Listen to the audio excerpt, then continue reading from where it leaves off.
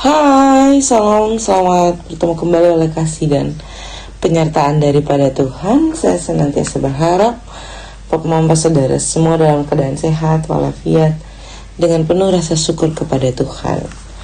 Hari ini kita akan membaca serta merenungkan firman Tuhan yang terambil dari kitab Kejadian pasal 2 ayat 7 dan dilanjutkan dengan kitab Markus pasal 12 ayat 28 sampai 30.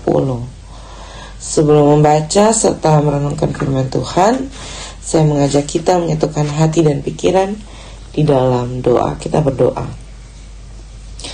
Bapa di dalam surga, Bapa yang kami sembah lewat anak-Mu Yesus Kristus, terima kasih Tuhan untuk kasih setia dan penyertaan Tuhan di dalam kehidupan kami. Kami bersyukur untuk penyertaan Tuhan. Kami boleh bangun di pagi hari yang setuju, sehat dan nyaman, serta menikmati berbagai aktivitas kami Tuhan. Pada saat ini kami akan membaca dan mendengar serta merenungkan akan firman Tuhan. Kami memohon Tuhan memberkati, biarlah apa yang kami baca, apa yang kami renungkan, semuanya itu boleh menjadi kekuatan bagi kehidupan kami. Mengampuni salah dan dosa kami Tuhan. Di dalam anak-Mu Yesus Kristus kami telah datang dan berdoa. Amin. Bapak Mama Saudara yang dikasihi Tuhan, pembacaan kita terambil dari dua kitab, yakni kitab Kejadian dan kitab Markus. Yang paling pertama, kitab Kejadian pasal 2 ayatnya yang ke-7. Ketika itulah Tuhan Allah membentuk manusia itu dari debu tanah dan mengembuskan nafas hidup ke dalam hidungnya. Demikianlah manusia itu menjadi makhluk yang hidup. Lanjut kitab Markus pasal 12 ayatnya yang ke-28 hingga ayatnya yang ke-30.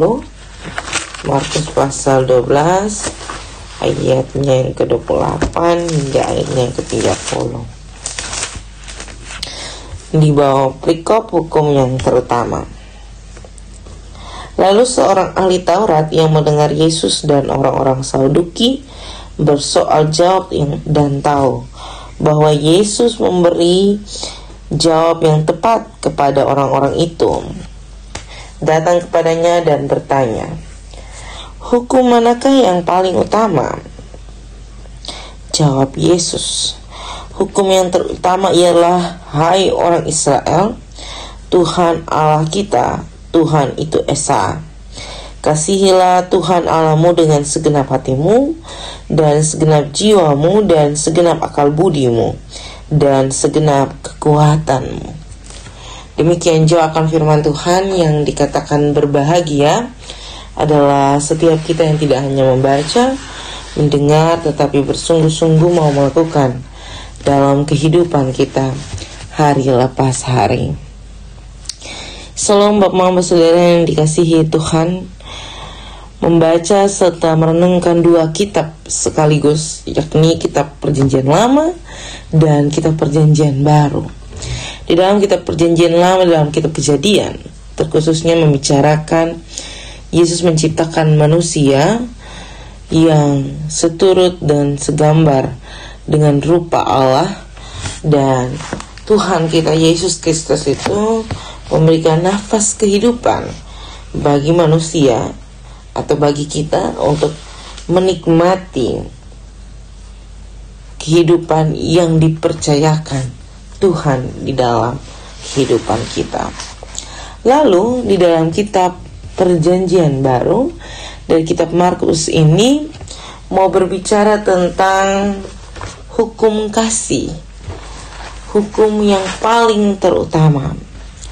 Bapak Mama Bapak Saudara yang dikasihi Tuhan, pernah dengar orang bilang tak kenal maka tak sayang? Bagaimana ketika perkataan itu dikeluarkan oleh Allah sendiri? Siapa yang tak mengenal Allah, berarti dia tidak menyayangi Allah. Padahal di dalam perenungan firman pada saat ini kita diajarkan untuk mengasihi Allah. Mengasihi Allah merupakan satu dasar yang paling utama. Saat kotong mengasihi Allah, disitulah kotong mengasihi sesama. Saat kotong mengasihi Allah, disitulah kotong mengasihi diri pribadi lepas pribadi. Di saat kotong mengasihi Allah, disitulah segala kekayaan yang kotong butuhkan akan ditambahkan di dalam kehidupan kita. Itu sebabnya dikatakan dalam perikop ini adalah hukum yang paling utama, hukum yang terutama, yang paling utama, yang paling penting sudah dalam kehidupan umat manusia sebagai ciptaan Allah yang segambar dan serupa dengan Allah. Bapak Mama Saudara yang dikasihi Tuhan, di bulan pendidikan ini kotong terus diingatkan untuk saling mendidik. Bukan hanya mendidik ketompong anak-anak, tetapi mendidik ketompong suami, ketompong istri, terlebih mendidik ketompong diri untuk mengasihi Tuhan. Ada begitu banyak perwujud nyataan bagaimana kotong mencintai Tuhan, mengasihi Tuhan. Tetapi yang paling dasar adalah mengasihi ketompong musuh. Mencintai ketompong musuh. Kenapa saya bilang itu sebagai perwujud, salah satu perwujud nyataan yang paling sulit, yang paling dasar? Karena apa? Karena itulah yang ingin Tuhan nyatakan dalam kotong kehidupan. Bahwa dengan kotong mengasihi orang yang kotong sonde sukai, kotong mengasihi orang yang kotong musuh, itu satu langkah baru di mana kotong mengasihi Allah lebih dalam daripada yang biasanya. Kotong betul-betul melihat bahwa kotong pun musuh dalam tanda kutip itu adalah seturut segambar dengan rupa Allah. Kotong ada sama-sama satu ciptaan Allah. Dan ketika kotong mengasihi kotong pemusuh, disitulah dinyatakan kemuliaan Allah. Sulit, sekali lagi saya bilang mau sulit, dan sulit.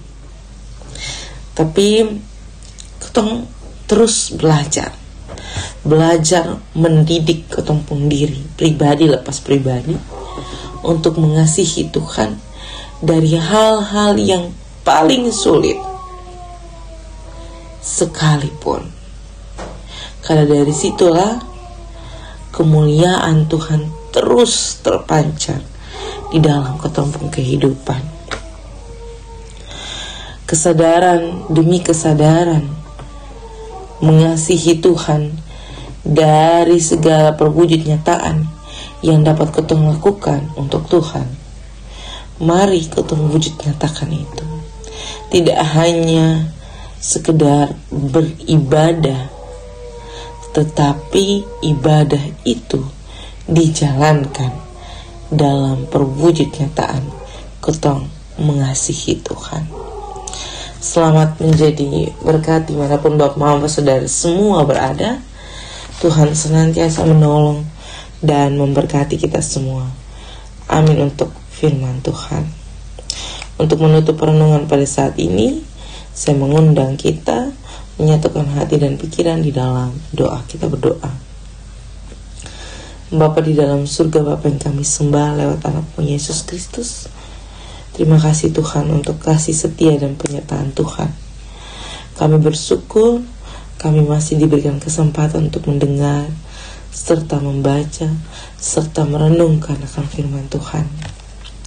Walaupun kami terbata-bata dalam mengartikan apa yang menjadi kehendak Tuhan, tetapi hari ini Tuhan memampukan kami untuk melakukannya di dalam kehidupan kami.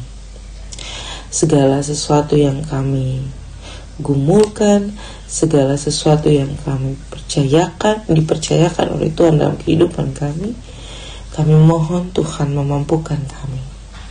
Entah itu melalui anak, suami, istri, orang tua, opa, oma, pekerjaan, pelayanan, sukacita, dukacita kami Tuhan. Kami taruh dalam tangan dan pengasihan Tuhan. Tuhan menjawab seturut dengan kehendak Tuhan. apapun yang kami pergumulkan di hadapan Tuhan, kami memohon Tuhan menjawabnya dengan sesuai kehendak Tuhan. Kami akan melanjutkan tugas tanggung jawab kami. Tuhan memberkati. Biarlah apa yang kami kerjakan semuanya untuk hormat dan kemuliaan bagi nama Tuhan. Mengampuni kesalahan dosa kami, di dalam anakmu Yesus Kristus kami telah datang dan berdoa. Amin. Salam Bapak Mama Saudara semua, selamat beraktivitas. Tuhan senantiasa menolong kita semua.